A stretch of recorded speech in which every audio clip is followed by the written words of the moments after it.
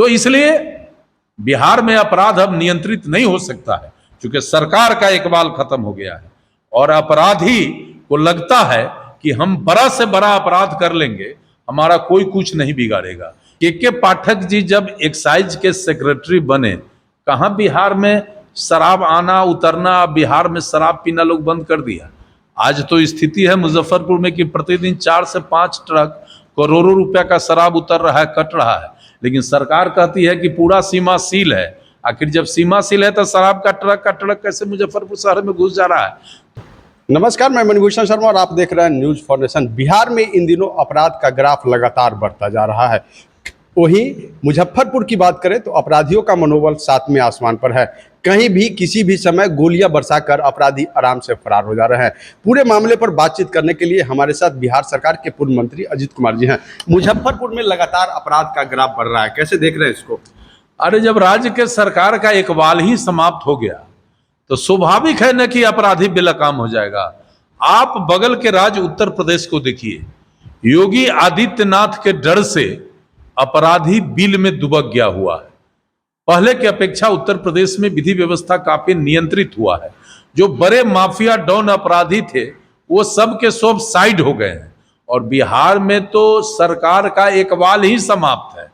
अरे तभी ना, पहले पत्रकार, डॉक्टर, वकील, पुलिस के अधिकारी को देखकर अपराधी अपने आप को साइड कर लेता था, और आज अपराधियों के टारगेट पर मुख्य रूप से पुलिस के अधिकारी, पत्रकार, वकील, सरकारी कर्मी और पुलिस मुख्य टारगेट पर। तो इसलिए बिहार में अपराध अब नियंत्रित नहीं हो सकता है, क्योंकि सरकार का इकबाल खत्म हो गया है और अपराधी को लगता है कि हम बड़ा से बड़ा अपराध कर लेंगे, हमारा कोई कुछ नहीं बिगाड़ेगा। इस शहर में कई बड़ी बड़ी घटनाएं हुई। पहले पॉलिटिकल संरक्षण बीच के दिनों में अपराधी को नहीं मिलता था।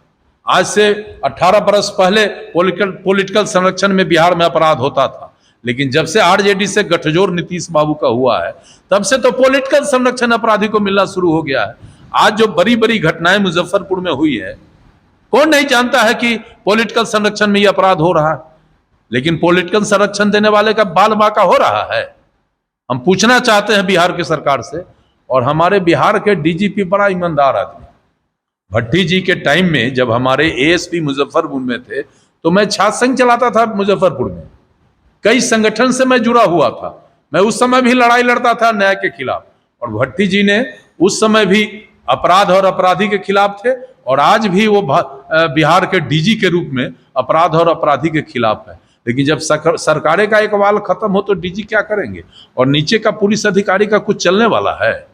पॉलिटिकल संरक्षण में अपराध होने लगता है तो नीचे का अधिकारी अपना नौकरी और बाल बच्चे को देखने लगता है, वो अपराधी के पीछे कहां भागता है? इसलिए अपराध पूरी तरह बेलगाम है, पूरा बिहार कराह रहा है।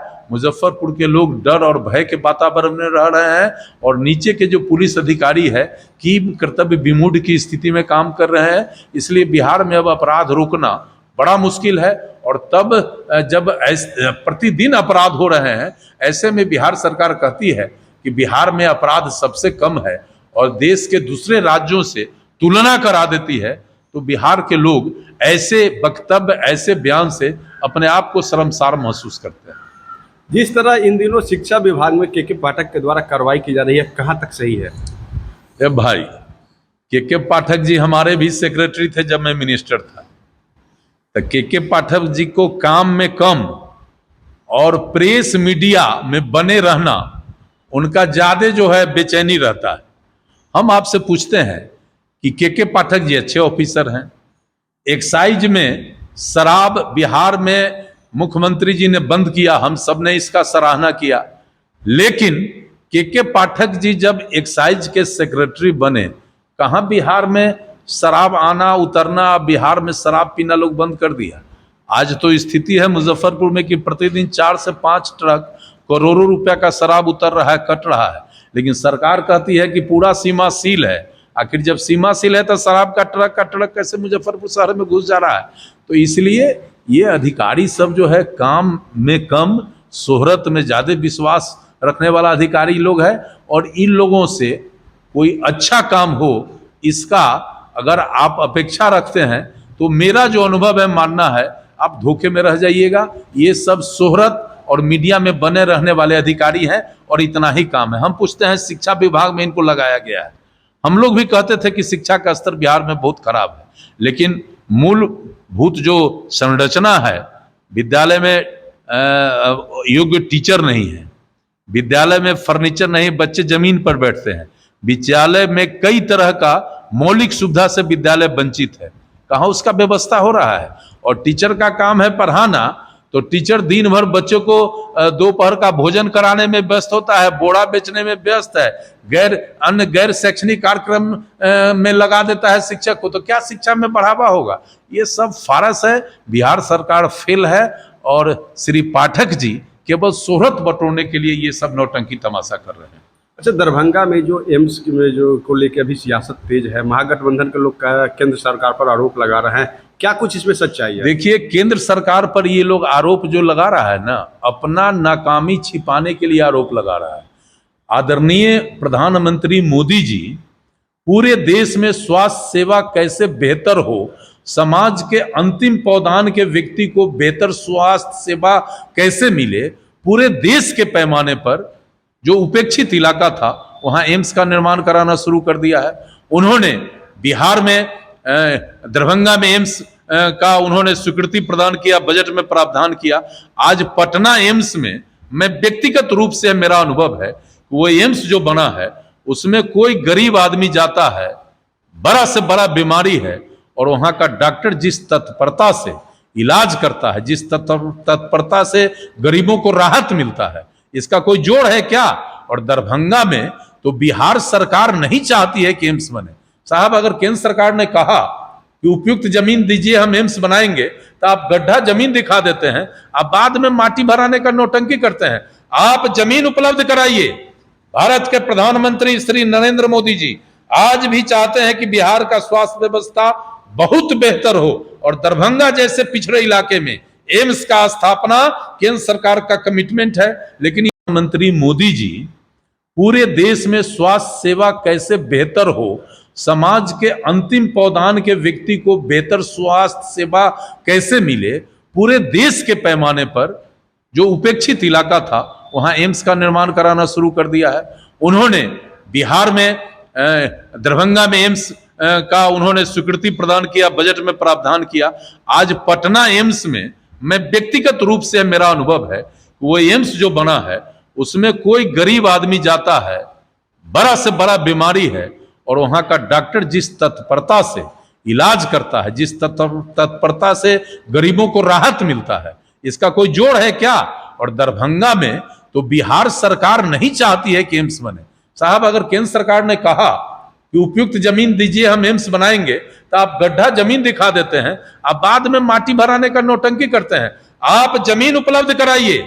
भारत के प्रधानमंत्री श्री नरेंद्र मोदी जी आज भी चाहते हैं कि बिहार का स्वास्थ्य व्यवस्था बहुत बेहतर हो, और दरभंगा जैसे पिछड़े इलाके में एम्स का स्थापना केंद्र सरकार का कमिटमेंट है। लेकिन ये नौटंकी बिहार सरकार करेगी तो एम्स कैसे बनेगा? आज उपयुक्त जमीन उपलब्ध हो और निश्चित रूप से भारत सरकार एम्स बनाएगी दरभंगा में।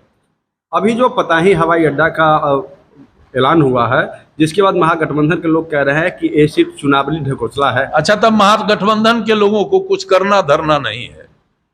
केंद्र कोई अगर काम करे तो अगर वो बाजा नहीं बजाएंगे अपना, तो उनकी दुकानदारी बंद हो जाएगी ना।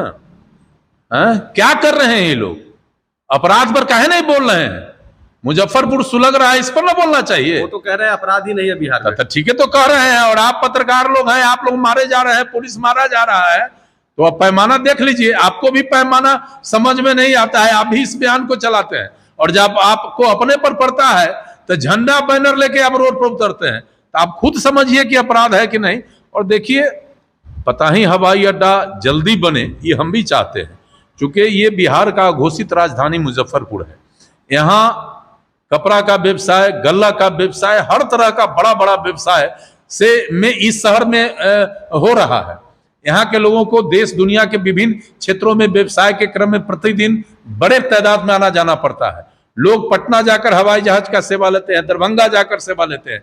अगर मुजफ्फरपुर में ये होगा तो बड़ा बेहतर होगा। और हमें व्यक्तिगत रूप से, चूंकि वो मेरे विधानसभा क्षेत्र में है, वो हवाई अड्डा, भले उसका नाम पता ही हवाई अड्डा है, लेकिन उसका मुसल्लम जमीन मेरे कांटी विधानसभा क्षेत्र में है। तो हमारे क्षेत्र में हवाई अड्डा हो जाए, ये हमारे लिए बड़ा ही सुखद बात होगा। प्रधानमंत्री जी का घोषणा है, निजी कंपनी को ये हवाई अड्डा देने की बात पक्की हो गई है।